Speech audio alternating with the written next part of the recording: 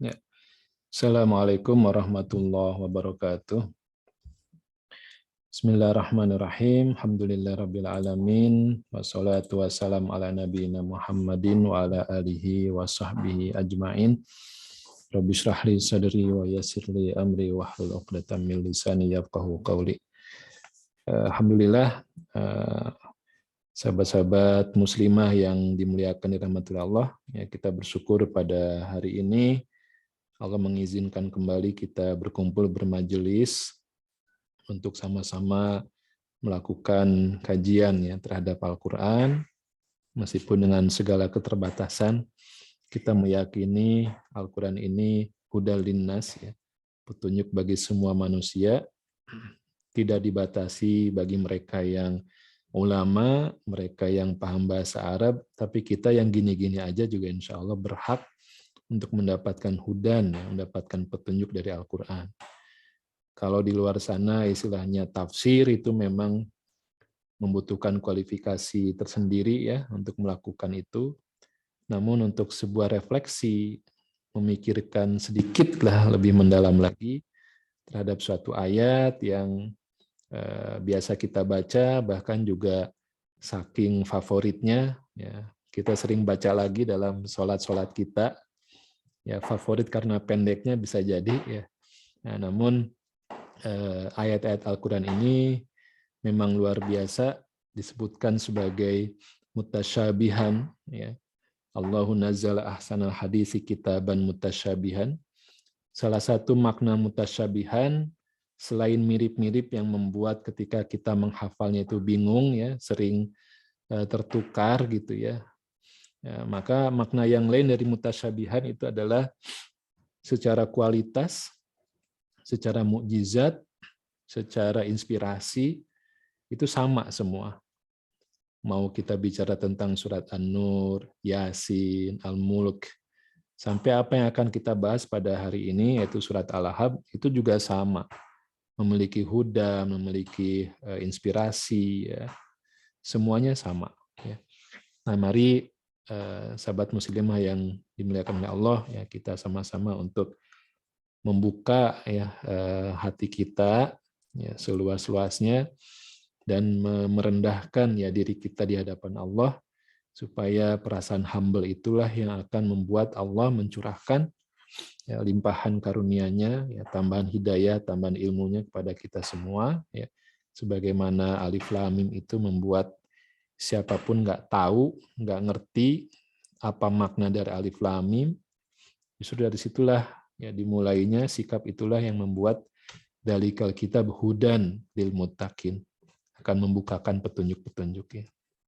Baik. Surat ini saya ingin mulai dari pembahasan tentang couple ya, tentang pasangan. Karena surat ini sebagaimana kita tahu bicara tentang pasangan ya, suami istri. 2 pekan yang lalu kita juga membahas tentang kosakata ya, yaitu imro'ah, kemudian zauj ya. Untuk menyebutkan pasangan itu bisa zauj ya, ketika ada keserasian ya, atau imro'ah. Imro'ah ini ya, seorang istri yang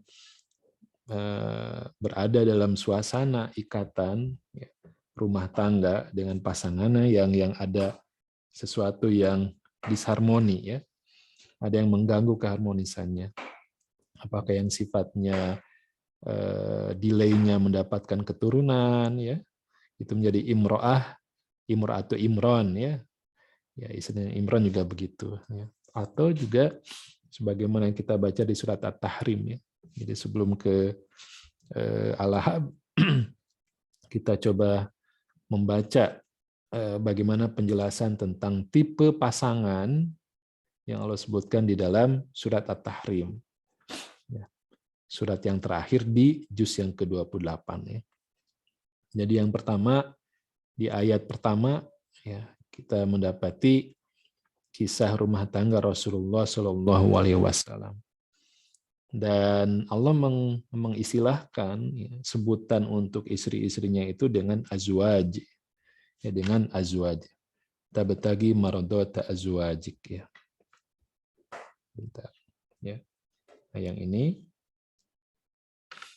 berarti ini menunjukkan hubungan yang harmonis, ya, hubungan yang take and give ya antara suami istri tersebut. Ya, ketika disebut azwaj. Ya. Meskipun kita tahu kalau kita kaji surat At-Tahrim ini kan dinamika rumah tangga Rasulullah SAW ya. Ketika ada kecemburuan di situ, sangat wajar, dan cemburu itu ciri cinta. Ya. Ya, ciri perhatian itu memang ada rasa cemburu, bukan dibiarkan begitu saja gitu. Ya. Nah ini bukan berarti nggak ada dinamika, ya nggak ada gejolak rumah tangga yang azwaj ini, ya tetap saja pasti ada gitu. Cuman bagaimana sikap kedua belah pihak itu, ya, dalam menjaga keutuhan rumah tangganya, ini luar biasa digambarkan dengan potongan ayat ini, tabtagi mardota azwajik. Jadi Rasulullah SAW ya ingin membahagiakan pasangannya sampai ketika ada bau sesuatu dari badannya atau mulutnya yang mengganggu pasangannya, itu Rasulullah nggak suka, sehingga mengharamkan apa yang dituduhkan ya oleh istri beliau tentang ada suatu wangi yang nggak enak, yang nggak sedap. Gitu. Makanya Allah menegur itu. Nah, ini yang pertama, ada rumah tangga yang harmonis, bukan berarti datar-datar aja ya, pasti ada gejolak juga, tapi semuanya bermuara kepada wa ashiruhunna bil ma'ruf, bermuara kepada bagaimana memberikan kepada pasangannya ya yang terbaik gitu ya. Bagaimana juga melapangkan dada, menerima dengan penuh keridhaan kekurangan dari pasangannya. Itu azwaj ya. Kemudian yang kedua adalah tipe pasangan imra'ata Nuhin wa imra'ata Lut. Ini ayat 10, 11, 12 ya, surat At-Tahrim. Jadi istrinya Nabi Nuh dan istrinya Nabi Lut. Disebut imro'ah, ya, imro'ah. Ini. Ingat kalau sudah menikah, jadi taknya ta maftuhah ya, ini sudah menikah. Tapi kalau belum menikah, taknya ta marbutoh ya. Nah ini tipikal rumah tangga yang jomplang, ya, plus minus gitu. Jadi kalau di atas ini plus plus gitu ya, suami istrinya. Jadi kalau ini minus plus gitu. Istri yang hidup dalam lingkungan ya yang sangat bagus, sangat baik, bahkan juga dibimbing oleh ya Nabi Allah, tapi mereka ternyata mengkhianati ya dan tidak membuat jadi baik ya kehidupannya. Jadi manusia boleh mengusahakan suatu environment ya, suatu lingkungan, suatu habitat yang bagus, yang mendukung, kondusif ya. Tapi kalau yang bersangkutannya tidak baik ya tetap saja ya tidak bisa ngasih manfaat. Yang ketiga, imro'ata Fir'aun. Nah, ini kebalikannya. Istrinya ya positif banget ya, Asia yang tinggal di lingkungan yang sangat rusak, ya, lingkungan yang sangat rusak.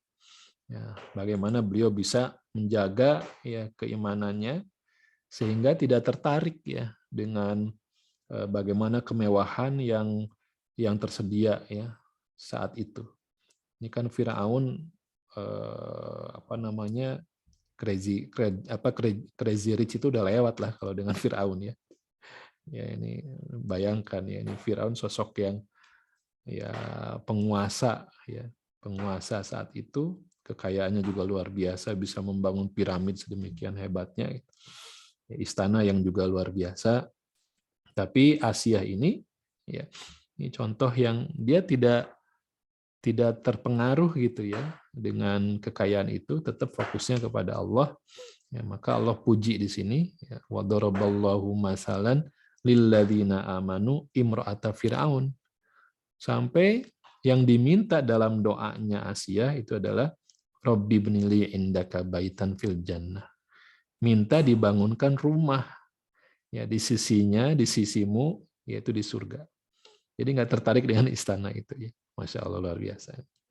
Nah, di sisi lain nanti di kisah surat Al-Ahzab itu sosok seorang istri yang takut kemewahannya, kesejahteraannya hilang, sehingga bagaimana upaya-upaya untuk melanggengkan itu, dan itu dihembuskan kepada sang suaminya, ya, supaya bertahan dengan posisinya. Karena kalau gabung dengan kaum muslimin berarti hilang itu semua privilege-nya, ya. Nah, itu istri yang nanti kita bahas. Kemudian yang keempat adalah hamba Allah yang ditakdirkan tidak mendapatkan pasangan di dunia. Ya, ternyata ada di sini, ya. Ditakdirkan tidak mendapatkan pasangan di dunia. Nah, nanti menurut satu riwayat, ya, Maryam ini akan dinikahkan oleh Allah dengan baginda Rasulullah SAW. Ya. Ini kalau sabar, ya, sabar dengan ujian yang menetap, maka balasannya surga. Ya, ingat ada kisah seorang perempuan yang punya penyakit ayan, ya, penyakit ayan. Jadi ketika melihat sesuatu yang memicu penyakitnya, dia akan kambuh, dan beliau minta kepada Rasulullah untuk didoakan, ya Rasulullah, saya ingin sembuh. Ya, saya malu ketika kambuh, ya penyakit saya itu terbuka aurat saya karena nggak sadar. Ya, kan itu nggak ada obatnya dan permanen. Ya, penyakit ujian yang permanen. Maka Rasulullah menawarkan, ya bisa aku doakan kamu, insya Allah sembuh gitu, ya. Tapi maukah aku berikan penawaran yang lain gitu? Apa ya Rasulullah? Kamu bersabar dan balasannya surga. Nah itu. Jadi si perempuan ini memilih bersabar dan, ya, meraih balasan surga. Ketika sabar dengan ujian yang permanen, balasannya surga. Ya, apapun itu, ya. Nah ini tipe pasangan di surat At-Tahrim. Ini kan positif-positif, kemudian positif-negatif, negatif-positif. Nah, satu lagi adalah yang negatif-negatif. Ini, ya. Nah, ini yang tidak disebutkan di surat At-Tahrim ini, ya, karena memang ada pembahasan khusus dan Allah tidak ingin menggabungkan di sini, karena surat ini bicara tentang, ya, diawali dengan kisah rumah tangga Rasulullah SAW. Allah ingin menjaga kemuliaan beliau, dan kemudian dipisahkanlah kisah tipe pasangan yang terakhir, yaitu negatif-negatif. Ini kalau di matematika jangan dipakai di sini, ya. Ya, plus kali plus jadi plus, ya. Negatif kali negatif jadi plus, ya, nggak bisa dipakai ini, ya. Jangan dipaksakan. Baik, ya. Nah, sahabat muslimah yang dimuliakan dirahmati Allah. Jadi inilah yang akan kita bahas tentang pasangan di surat Al-Ahzab. Ya, silahkan nanti buka lengkapi, ya. Kita cari tentang siapa Abu Lahab dan siapa istrinya.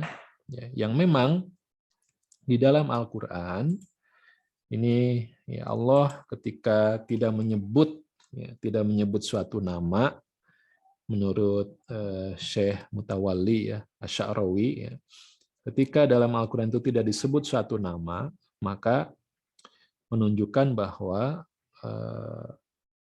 karakter dari orang tersebut yang tidak disebut namanya dalam Al-Quran itu bisa kejadian lagi, ya, pada masa yang akan datang. Fir'aun itu bukan nama asli, ya, tapi sebutan, ya, julukan untuk raja Mesir, ya, Fir'aun. Ya, sehingga nanti akan ada lagi Fir'aun-Fir'aun yang lain sesuai dengan zamannya, juga dengan derajat yang mungkin berbeda, ya, tapi dia Fir'aun gitu, ya, dengan karakternya itu, ya. Kemudian juga ketika kita baca di surat ini, Abu Lahab itu bukan nama aslinya, bahkan istrinya tidak disebut namanya.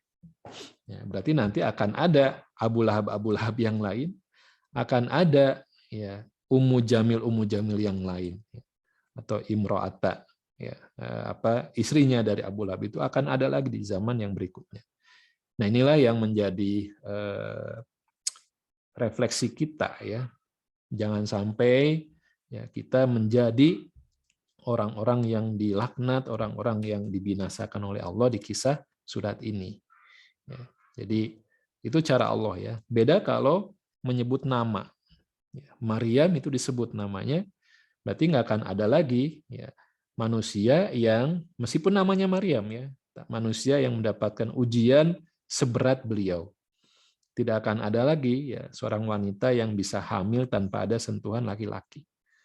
Oh saya Maryam ini tiba-tiba aja hamil, ya nggak mungkin ada lagi begitu ya. Nah ini, jadi begitu cara Allah untuk memberikan pesan, ya karena sejarah itu nggak ada yang baru, selalu terulang. Ya namanya bisa beda, tapi esensinya, karakternya itu akan sama. Ya. Nah, siapa Abu Lahab? Ini saya coba simplifikasi ya. Kita coba intisarikan saja, resumekan. Nama aslinya adalah Abdul Uzza bin Abdul Muttalib. Ini nama asli yang dikenal di zaman itu, dan Uzza ini nama salah satu berhala ya, yang ada di Ka'bah ya, Uzza.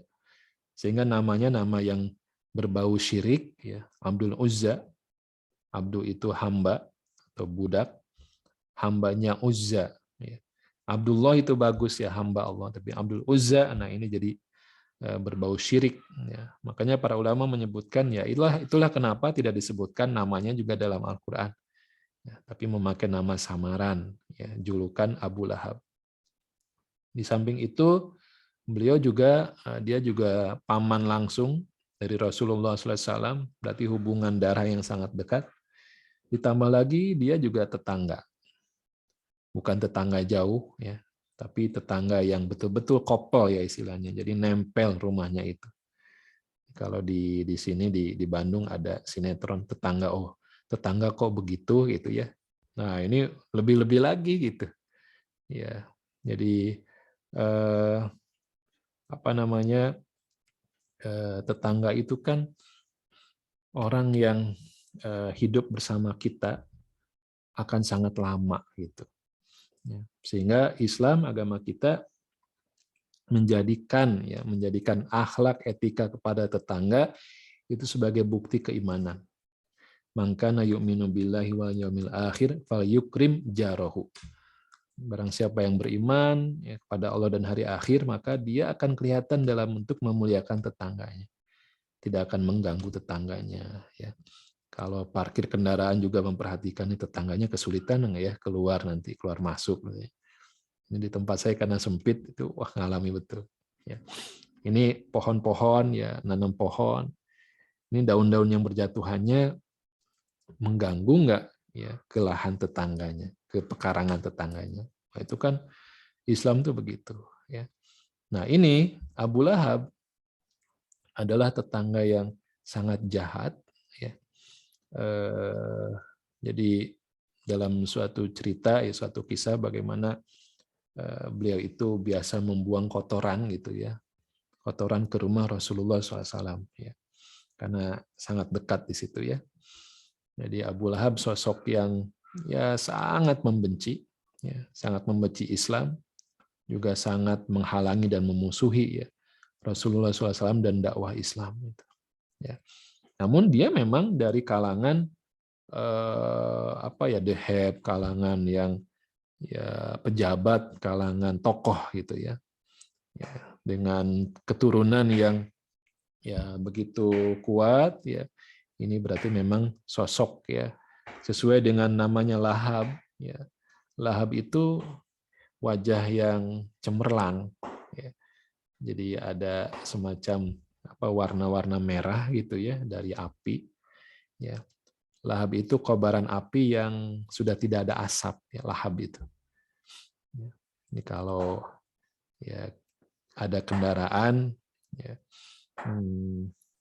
saya punya kendaraan misalnya ya berbahan bakarnya solar gitu. Nah, itu kalau pas awal nyalain kendaraannya itu, wah asapnya hitam banget gitu ya. Kata montirnya begitu. Ya Pak Agus, itu nanti kalau udah habis kebakar itunya ya si oli di knalpotnya insya Allah bersih katanya. Di awal-awal. Jadi kalau udah perjalanan agak jauh bersih tuh, bener gitu bersih.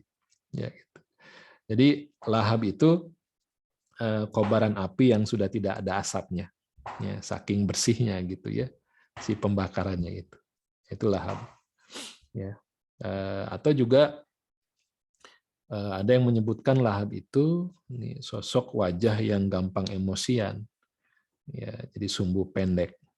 Itu. Nah ini untuk ya supaya orang tidak mengkritisi dia gitu. Jadi kan kalau datang-datang sudah pasang mukanya muka marah, biasanya bawahan-bawahannya nggak berani itu mengkritisi gitu. Nah begitu ya. Tapi kalau kelihatan ini si Bapak gampang nih, bisa nih gitu ya. Nah itu salah satu penjelasannya. Kemudian istrinya itu juga namanya adalah Arwa binti Harb, dikenal dengan sebutannya Ummu Jamil. Jamil itu indah, cantik. Gitu. Berarti memang terkumpul di situ. Jadi sebutan dalam bahasa Arab Abu, kemudian Ummu, itu menunjukkan sesuatu yang melekat dengan dirinya gitu. Ya.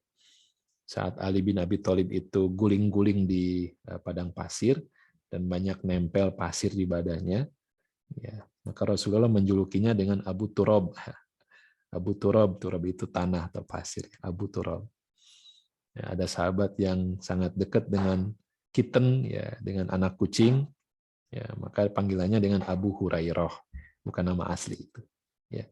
Nah, begitu juga Ummu, sama untuk perempuannya begitu. Menggunakan panggilan Ummu berarti terkumpul dan dekat dengan apa yang disebutkan setelah nama Ummu itu. Jamil berarti dia cantik, indah, gitu ya, terpandang, terhormat. Ya memang begitu. Ya, Arwa binti Harb ini adalah saudara perempuan dari Abu Sufyan. Kita kenal Abu Sufyan pemimpin Quraisy, maka begitu juga makom ya dari Arwa binti Harb ini. Ya, dia dihormati, ya, dia juga orang yang ya, punya kekayaan gitu ya. Nah ini berarti pasangan selebriti ini, ya, pasangan selebriti. Nah, kebayangkan biasanya yang namanya selebriti itu apapun bagian dari kehidupannya itu jadi pusat perhatian. Ya, apalagi di era sosmed seperti sekarang ya, yang apa namanya si video itu bisa membuntuti kemanapun, ya, kemanapun. Tapi kalau bukan selebriti ya nggak akan laku ya. Sehari bersama Pak Agus Subagio nggak akan laku. Tapi kalau sehari bersama gitu ya, ya si Fulan gitu yang followernya banyak banget, wah itu akan ya laku ya.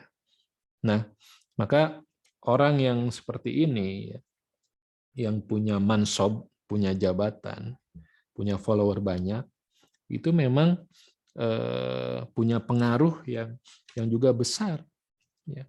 Seorang imam ya, pemimpin ya, imam yang adil itu kan dia berarti punya otoritas, punya juga follower banyak gitu ya. Maka ketika kekuasaannya, ketika follower yang banyak itu dimanfaatkan untuk ya kebaikan, untuk keadilan, maka jaminannya adalah naungan dari Allah. Imamul Adil ya, imamnya adil. Jadi karena punya pengaruh seperti itu, ya, punya impact, punya dampak yang luar biasa. Nah kita, sahabat muslimah yang dirahmati oleh Allah, ya kita jelas bukan orang seperti itu. Namun kita punya wilayah yang juga menjadi peranan kita di situ. Apakah wilayahnya nanti hanya mencakup beberapa orang saja nggak masalah gitu. Ya, kemunculan sosok Abu Lahab ini kan memang lokal ya, sifatnya lokal. Pemimpin lokal, orang yang crazy rich-nya juga lokal gitu, skalanya lokal. Kan masih banyak ya, orang-orang yang mungkin lebih kaya, lebih tinggi, lebih terhormat ya dibandingkan Abu Lahab banyak. Ya, di zaman Persia Romawi kan itu pasti banyak gitu. Tapi kenapa Allah menyebutkan satu sosok ini? Ya, karena memang setiap orang, setiap diri kita itu punya wilayah yang bisa jadi orang itu akan menjadi Abu Lahab di dunianya sendiri. Bisa jadi seorang perempuan itu bisa menjadi Ummu Jamil di dunianya sendiri. Ya, nah ini ya, jadi Al-Quran itu kaidahnya al-ibratu bi umumil lafzi la bi khususis sabab. Jadi kita mengambil pelajaran itu dari keumuman lafadznya, bukan dari kekhususan sebabnya. Oh ini ayat untuk Abu Lahab dan Ummu Jamil itu sebab ya, kekhususan sebabnya gitu. Tapi kan nilai-nilainya tentang bagaimana kesombongannya, bagaimana tidak ingin tunduk kepada Allahnya itu kan sama. Ya, itu sama. Bisa terjadi kepada siapapun. Nah, itu ibrohnya, itu pelajarannya. Ya. Taib ya. Nah, kita lanjutkan. Ya, bagaimana contoh permusuhan mereka? Ya, sangat banyak. Saya coba ambil beberapa yang cukup ekstrim. Pertama, dikisahkan ya, Abu Lahab ini adalah orang yang selalu membuntuti Nabi Muhammad SAW kemanapun ya. Ya, beliau melakukan dakwah nasihatnya. Selalu dibuntuti. Gitu. Ketika Rasulullah mengumpulkan orang-orang Quraisy di suatu bukit, ya kemudian dikatakan, wahai ya Quraisy, ya kalian kan tahu bagaimana karakter saya, ini bahasa saya. Jadi beliau ya Rasulullah mengangkat dulu kebersamaan dengan orang-orang Quraisy bahwa Rasulullah sudah dikenal dengan kejujurannya. Ya, dan itu diakui. Ya, maka kata Rasulullah, bagaimana sekiranya kalau saya kabarkan ya, di balik bukit ini ada bahaya yang mengancam ke kota Mekah. Kalian percaya? Ya percaya gitu ya. Nah, maka kata Rasulullah ya, saya sampaikan peringatan dari Allah gitu, tentang ancaman hari pembalasan. Gitu. Nah, berimanlah kepada Allah, saya utusan Allah, taatlah kepada saya. Gitu. Nah, setelah itu selesai, maka tampillah Abu Lahab. Tampillah Abu Lahab dan kemudian melanjutkan, bahkan membuat closing ya, closing statement-nya itu diambil alih gitu ya oleh Abu Lahab. Dan dia mengatakan, alihada jama'tana, apakah hanya untuk urusan ceramah seperti ini, ya orasi seperti ini kami dikumpulkan, kamu mengumpulkan kami gitu. Alihada jama'tana, tabban lak, begitu. Binasalah kamu gitu ya, tabban lak. Ya. Dan setelah itu kemudian Abu Lahab selalu ya menyebutkan orang ini ya pembawa agama baru, orang ini ya pendusta gitu. Lalu dikasih ya closingnya seperti itu. Ya. Ini kan kayak orang nggak ada kerjaan ya. Kalau bukan karena hasad yang luar biasa ya, ya. Jadi seorang musuh tuh kan selalu mencari-cari kesalahan dari lawannya gitu. Cari-cari gitu. Kalau udah ketemu, ini dia. Ini amunisinya nih. Amunisi untuk menyerang, menjatuhkannya gitu. Kan begitu. Ya. Nah ini Abu Lahab mencontohkan seperti itu gitu. Kemana-mana gitu ya. Jejak digital itu gampang sekarang kita tracing gitu. Dicari-cari gitu. Ya. Nah ini kan karena hasad, kedengkian ya, yang luar biasa. Kemudian juga pernah ketika putra Rasulullah SAW meninggal, ya wafat, dan terdengar tangisan di rumah beliau, ya, maka Abu Lahab bahagia banget dan sampai menari-nari keluar rumah gitu ya, menari-nari keluar rumah. Batara Muhammad, ya, terputuslah Muhammad, terputuslah Muhammad. Maksudnya terputus karena tidak ada yang melanjutkan keturunan ya, garis keturunan karena anak laki-lakinya wafat. Ini kalau nggak ada anak laki-laki kan nggak ada yang meneruskan itu ya garis keturunannya itu. Nah itu sambil ya menari-nari gitu ya ke pasar sambil teriak-teriak gitu. Ini kan sejahat-jahatnya permusuhan, orang bermusuhan. Tapi kalau musuhnya itu mengalami duka ya, kesedihan karena ada keluarganya yang meninggal, itu pasti ada gencatan senjata dan mungkin mengirimkan ucapan bela sungkawa. Gitu ya. Kita ini dulu ya, stop dulu peperangannya ya. Silahkan berkabung dulu gitu ya, bersedih dulu. Nah, itu manusiawi seperti itu. Tapi ini Abu Lahab tega-teganya. Dia pamannya sendiri, ya paman Nabi, ya. Kemudian tetangga dekat gitu ya. Bisa-bisanya seperti itu. Ini kan sudah terputus urat kemanusiaannya, ya terputus gitu. Makanya wajar ketika Allah ngasih stempel bahwa ya, Abu Lahab akan masuk ke neraka dengan istrinya, ya, karena udah kebangetan. Ya, meskipun mereka masih hidup, Ya, meskipun mereka masih hidup itu sudah diturunkan di surat ini. Gitu. Ya, ancaman atau kabar kepastian mereka akan masuk neraka itu sudah Allah turunkan. Ya. Jadi apa namanya dikunci mati ya. Ya, hatinya udah terkunci. Kemudian juga tidak cukup di situ ya. Bahkan Abu Lahab dan istrinya ingin dari segala sisi menyakiti Rasulullah SAW. Nah, adalah anak dari Abu Lahab ya, bernama Utaibah itu menikahi Ummu Kulsum ya. Ummu Kulsum ini anak Rasulullah SAW. Ya, jangan ditanyakan ini kan pernikahan sebelum Islam ya.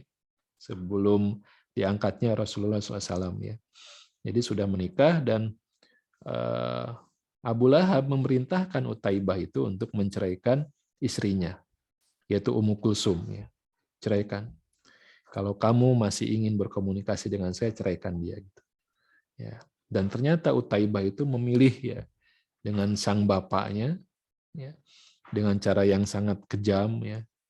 Utaibah itu mendatangi Rasulullah SAW, kemudian mengatakan, saya nggak percaya kamu Rasul, saya nggak percaya dengan Quran, kemudian dengan meludah gitu, saya ceraikan ya Ummu Kulsum. Itu di hadapan orang tuanya. Ini kan tega banget ya, jahat banget lah pokoknya gitu. Seorang tua itu kan akan sangat bersedih ketika mendengar kabar ya rumah tangga anaknya itu bermasalah. Itu sangat sedih. Sebelum bercerai itu pasti sudah jadi kepikiran gitu ya. Kepikiran gitu ya. Ada ribut di antara anak dan menantunya itu pasti kepikiran gitu orang tua itu. Ini diceraikan, bahkan juga di hadapannya gitu. Ya, dengan cara seperti itu sangat kejam. Ini bayangkan ya jahatnya. Sedangkan Ummu Jamil ini juga sama ya. Beliau mengompori, menyulut fitnah, kemudian pernah mengatakan, jadi dia ini memiliki kalung yang sangat mahal gitu ya. Dan dia sambil memegang kalungnya gitu mengatakan ya, saya akan membelanjakan atau menjual, melelang kalung ini untuk membiayai ya, program memusuhi Muhammad. Itu sudah mengatakan begitu. Ya. Nah, ini nanti akan dibalas oleh Allah ya. Bagaimana Ummu Jamil itu yang terhormat gitu ya. Maka Allah hinakan serendah-rendahnya karena kehormatannya itu tidak membawanya kepada Allah dan ya, Rasulnya. Bagaimana kebanggaan kepada kalung yang sangat mahalnya itu juga akan menjadi balasan buat dia. Ya. Al jaza min jinsil amal ya. Jadi balasan itu ya tergantung dengan amalnya. Gitu. Nah, kemudian Abu Bakar pernah sedang berduaan dengan Rasulullah SAW. Tiba-tiba ada Ummu Jamil gitu. Ummu Jamil datang, kemudian teriak-teriak, ya, teriak-teriak dan akan mencelakakan ya, Rasulullah SAW, berniat seperti itu. Maka Abu Bakar berkata kepada Rasulullah, ya Rasulullah, Ummu Jamil datang dan aku mengkhawatirkan keselamatanmu bila dia melihatmu. Sekelas Abu Bakar, gitu ya, itu sampai mengatakan seperti ini berarti kan bagaimana kejahatan dari Ummu Jamil ini. Ya, nggak kebayang ya. Abu Bakar sudah seperti itu. Namun Rasulullah memberikan ketenangan kepada Abu Bakar, membaca ayat-ayat Quran, meminta perlindungan kepada Allah, dan akhirnya ketika sudah datang Ummu Jamil ke Abu Bakar, bertanya gitu, ya Abu Bakar, ya, mana itu temanmu itu yang begini gitu ya. Abu Bakar bingung gitu, padahal Rasulullah ada di sebelahnya. Jadi Allah butakan, Allah tutup ya pandangan Ummu Jamil kepada Rasulullah SAW. Nah ini contoh bagaimana kekejaman ya kejahatan mereka dalam memusuhi ya kebenaran dan pembawa kebenarannya. Jadi Rasulullah sudah wafat, tapi yang mewarisi risalah, melanjutkan dakwah beliau itu masih ada. Itu para ulama. Ya. Makanya ya kita jangan main-main, ya, jangan terlalu membenci. Ya. Kalau kita nggak suka ya udah. Tapi jangan kebangetan seperti dua sosok ini. Taib. Kita mulai masuk ke ayat demi ayatnya. Ya. Bismillahirrahmanirrahim. Memang harus dikasih muqaddimah dulu karena ini pendek ya suratnya. Ya, kita harus kasih muqaddimah dulu tadi. Baik. Tabbat yada abi lahabi wa tabb. Secara bacaan tahsin, ya, tahsin tilawah, ini ayat yang butuh perhatian khusus. Apalagi kalau kita waqaf, ya kita berhenti di ayat 1 ini. Nah, di sini ada pembacaan qalqalah. Qalqalah dibarengi dengan tasydid. Watab, ya. Itu harus seperti itu, ya, cara membacanya. Bukan tabbat yada abi lahabi wa tab. Nah, jadi tidak langsung dipantulkan si qalqalahnya, tapi watab, tasydidnya ditahan dulu, baru kemudian qalqalahnya itu disempurnakan. Nah, ini saya dulu juga salah baca di sini. Baru ngeh, ya Allah. Nah, kenapa bacaannya seperti itu? Karena memang menunjukkan suasana bagaimana hukuman kepada Abu Lahab yang kita bacanya watab. Wah, itu kan keras. Ya, berhentinya juga super, ya, super. Kenapa? Karena super kejam, ya. Karena super jahat. Ya. Nah, pertama kalimat tabba, ya, ini memang pengertiannya adalah sesuatu yang tadinya rigid, sesuatu yang kuat, yang keras, gitu. Kemudian dipukul pelan-pelan gitu sampai nanti hancur. Itu salah satu pengertian tabbanya itu, ya. Jadi kebinasaan yang pelan-pelan, yang bertahap gitu, ya, slowly gitu, pelan-pelan gitu. Ya. Dan dimulai dari apa? Yada abi lahabin. Dari kedua tangan Abu Lahab. Ya. Watab itu kembali kepada secara keseluruhan, ya, Abu Lahabnya gitu. Jadi kenapa tangan dulu yang dibinasakan? Karena biasanya sesuatu itu ya dikerjakan oleh tangan. Tangan ini menunjukkan apa yang dikerjakan, apa yang dia lakukan, dia upayakan, membangun aset, ya, membangun prestis gitu dengan tangan, membangun ketokohan itu dengan tangan, semuanya begitu. Dan itu nanti Allah hancurkan itu dulu. Semuanya, asetnya semua dihancurkan, baru kemudian dirinya sendiri yang Allah hancurkan. Bisa dipahamin ya, progresif ya, ya dia naik gitu, tahapannya begitu. Nah, sebentar. Jadi mati yang perlahan-lahan itu dengan tabba, ya, tabba ini. Nah, dikisahkan ketika perang Badar itu kan kaum Quraisy, ya, kalah total. Mereka sampai habis-habisan, ya, dan di sini terpukul secara ekonomi, termasuk dampaknya kepada Abu Lahab. Jadi ekonomi, finansial, bisnis yang dibangun itu karena membiayai ya militer ke Badr, ya, habis, ya, itu tergoncang. Ekonominya mulai ya terpukul. Kemudian tidak lama dari itu, ya, sepekan setelah perang Badar, Abu Lahab terserang sakit, ya, penyakit yang belum ada obatnya saat itu.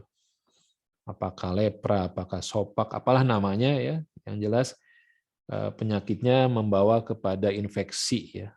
Ini yang pelan-pelannya itu mungkin infeksi, bayangan saya infeksi, ya, namanya infeksi itu kan sakit yang pelan-pelan, tidak langsung stadium 4, ya, pelan-pelan gitu, ya, sampai badannya berbau busuk, kemudian orang-orang nggak ada yang berani mendekat, jadi selama sekian hari, ya, selama 3 hari itu dibiarkan sendirian, ya, tidak ada yang berani mendekat karena takut tertular juga gitu, ya. Nah, setelah mati maka semua juga bingung, semua nggak mau ya menguburkannya karena dengan resiko tertularnya itu gitu. Maka mereka berinisiatif menggali lubang, ya, kemudian si mayatnya itu didorong dengan kayu yang sangat panjang, didorong. Nggak mau mendekat, didorong, dorong gitu. Sampai masuk ke dalam lubang tadi, ya. Kemudian dilempari dengan batu dari kejauhan. Sampai penuh, sampai tertutup. Nah, ini kan gambaran bagaimana balasan Allah yang ya Masya Allah ya, mengerikan sebetulnya ya, dengan cara seperti itu. Ya. Tabbat yada abi lahabi wa tab, membacanya berat. Ya. Baik. Nah, sahabat muslimah yang dimuliakan oleh Allah,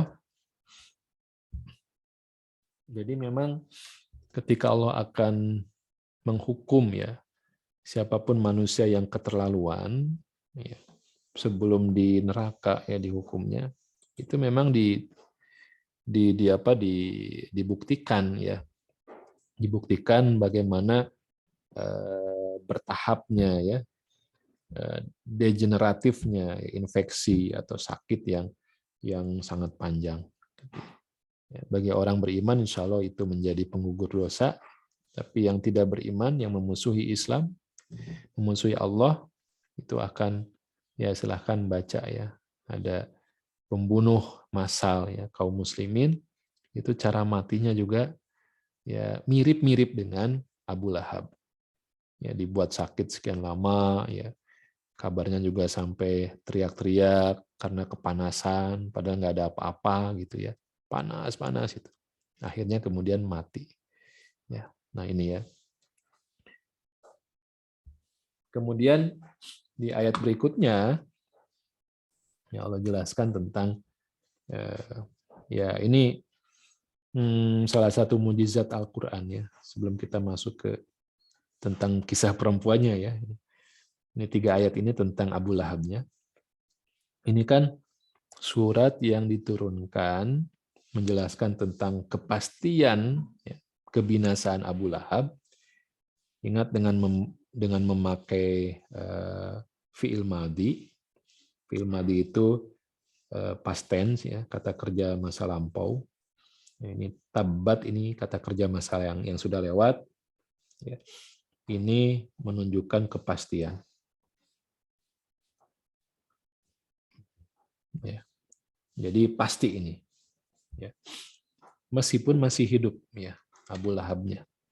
Ya, makanya marah gitu ya. Tadi Ummu Jamil tuh marah ketika diturunkan surat ini. Ummu Jamil marah dan mencari Rasulullah yang tadi kisahnya dibutakan ya oleh Allah.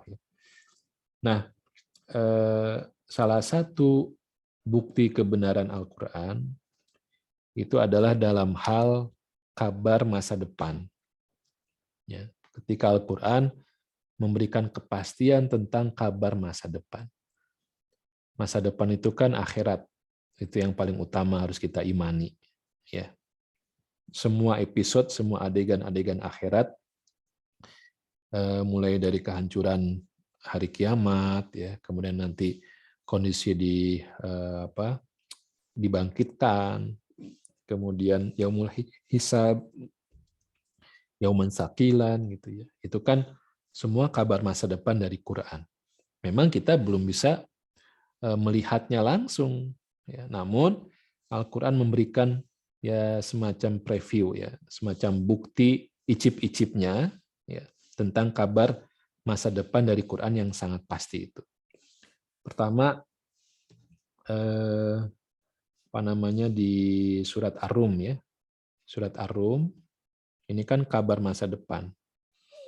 Alif lam mim gulibatir rum ya, fi adnal ardi wa hum min ba'di ghalabihim sayaglibun.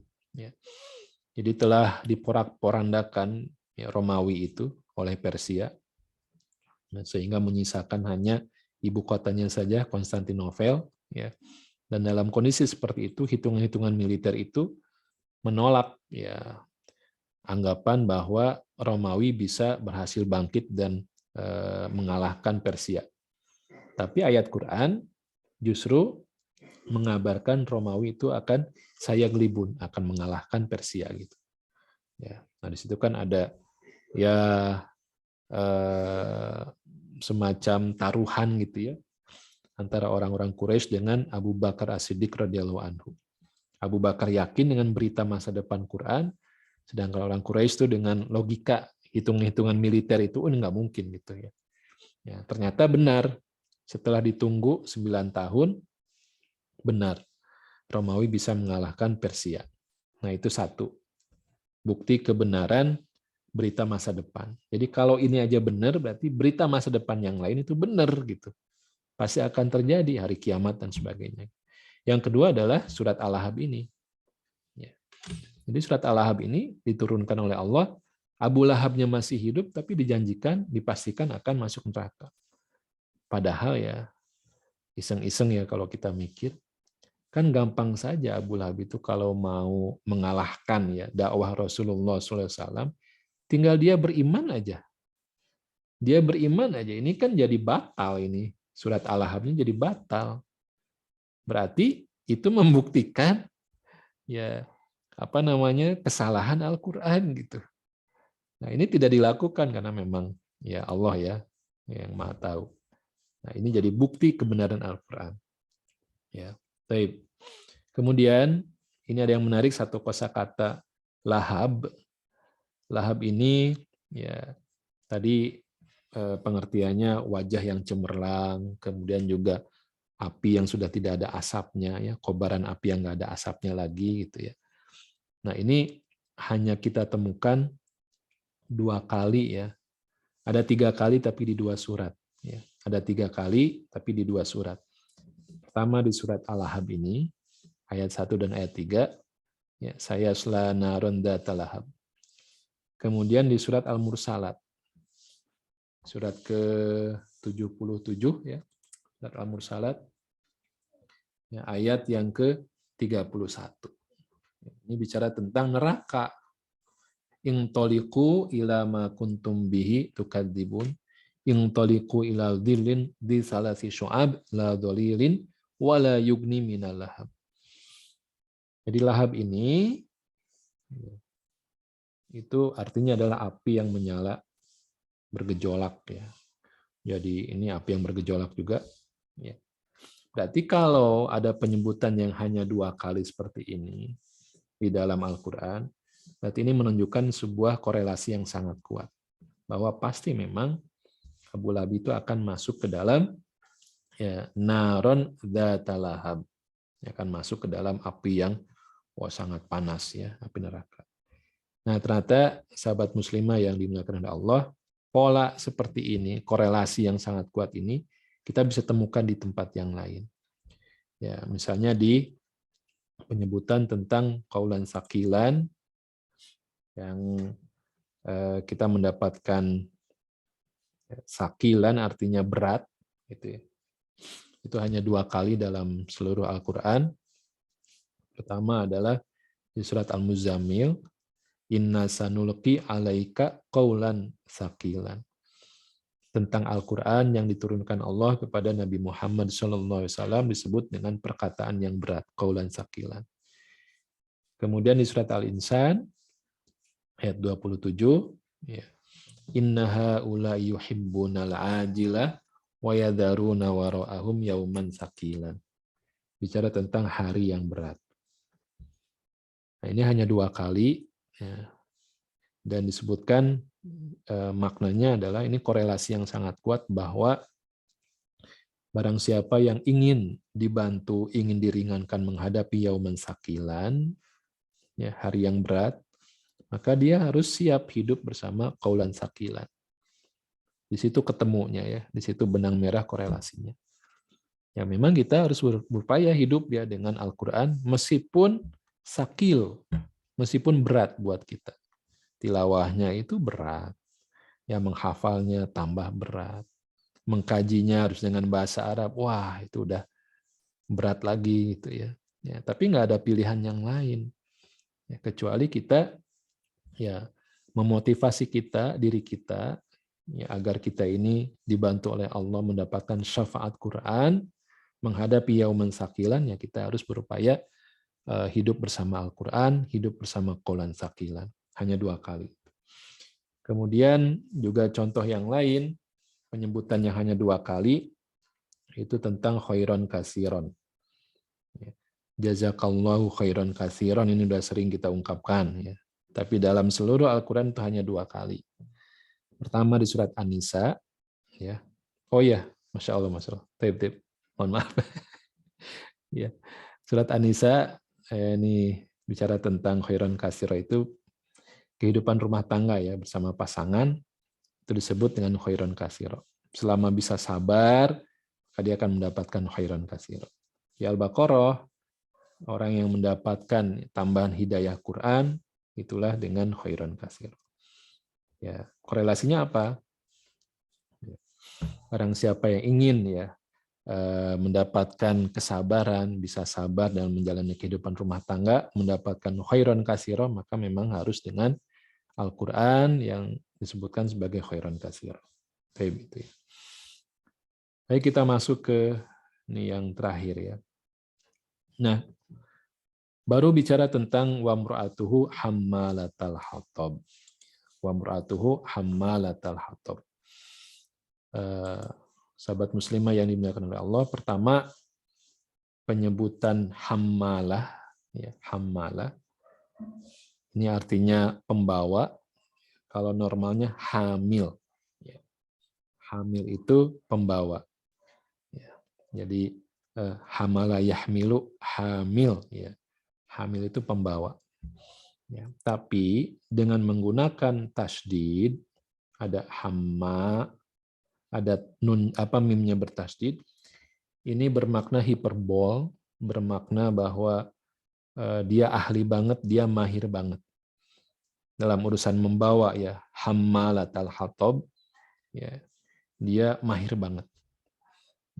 Al-hatab itu kayu bakar. Hammalatal hatab, pembawa kayu bakar.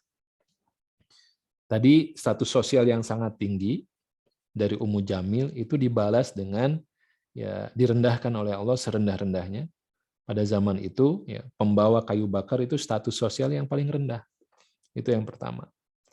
Kemudian hammalah berarti dia sangat pandai memilih mana kayu yang kering, mana yang gampang terbakar, itu hammalah. Ya, dia pinter gitu, mana kayu yang gampang terbakar gitu. Kalau yang nggak ngerti kan, wah yang ini nih, tapi susah nanti terbakar. Ya. Nah di samping itu pengertian yang majazinya bahwa hammalatal hatab ini sebagaimana fungsi kayu bakar itu kan untuk memperbesar api, ya. Menyulut api lebih besar lagi, ditambah kayu bakar lebih besar lagi. Maka di sini ya tunjukkan bahwa dia kerjaannya begitu, sangat mahir untuk membuat berita-berita hoax, ya, berita-berita yang akan menyakiti Rasulullah dan Islam. Gitu ya. Nah ini ya. Ya. Karena apa? Ketakutan untuk kehilangan semua privilege yang dia miliki dengan status suaminya. Ya. Jadi seperti itu. Nah, ditambah dengan bagaimana perempuan itu memang Allah berikan potensi ya untuk urusan lisan, itu potensinya berlebih gitu dibandingkan kaum pria. Kebutuhan untuk berbicaranya itu kan berlipat-lipat dibandingkan laki-laki atau pria. Nah, maka ini yang harus dijaga betul lisan, ya. Jangan dipakai banyak ngegosip sana sini, ya, karena itu akan menjadi hammalatal hatab. Hammalatal hatab. Peranan istri itu sangat-sangat penting. Ya. Ya, seorang suami yang sudah aktivitas di luar, bertugas di luar, pulang ke rumah, itu tujuannya mendapatkan suplai sakinah yang memadai ya, supaya tetap jiwanya kuat gitu ya. Tapi ketika ya ini kita ada kebutuhan ini itu gitu. Nah ini jadi pemikiran buat suami ya, jadi ingat di kisah Nabi Yusuf alaihissalam ya. Ketika waqala niswatun fil Madinah, di situ juga ada peranan istri-istri pejabat yang mereka membicarakan kasus yang terjadi di rumahnya istri Al-Aziz ya. Itu nggak ada angin, nggak ada apa, mereka membicarakan itu ya. Sampai akhirnya diundang oleh istri Al-Aziz itu. Dan itu bahasanya dengan waqala niswatun. Nah, mungkin sudah kita bahas ya, waqala niswatun itu sedikit ya bahasa Arab. Ya. ini feminin, yang berkatanya ini niswatun, ini perempuan-perempuan feminin, tapi kolanya ini maskulin, kolanya. Kenapa? Karena pertama jumlahnya nggak banyak, ya, dengan membuat polanya ini nggak banyak jumlahnya yang ngomongin itu. Kemudian juga dia punya peranan untuk mempengaruhi suami-suaminya. Ya. Nah ini ya makjlubnya di sini. Jadi berhati-hatilah ya kaum perempuan dengan sosok ini, Ummu Jamil ini memang punya potensi untuk seperti itu, menyulut ya sesuatu untuk tambah besar. Ya. Kemudian yang kedua, fijidiha hablum mim masad. Ini. Di lehernya dikalungkan apa? Hablun. Ya, jadi tali, min masad itu sabut. Ya. Masih ingat kisah kalung ya, yang sangat mahalnya itu, yang ingin dibuat untuk membiayai permusuhan kepada Rasulullah, maka itulah balasannya. Ya, Allah akan mengalungkan di lehernya itu ya hablun min masad. Ya, masad ini dari sabut yang terpintal begitu. Ya, saking kuatnya jadi sulit untuk dilepaskan. Artinya dia akan dibalas dengan azab yang juga akan mengikat dia seperti itu. Ya, baik, sahabat muslimah yang dimuliakan oleh Allah, itu saja mungkin yang bisa kita kaji pada kesempatan kali ini. Ya. Mohon maaf sekiranya banyak kekurangan, keterbatasan. Alafu minkum. Assalamualaikum warahmatullahi wabarakatuh. Cukup ya waktunya ya, pas ya. Masya Allah. Jazakallah khairan Ustaz. Alhamdulillah Ya. sangat tepat waktu Ustaz. Jazakallah khairan Ustaz Agus atas pemaparan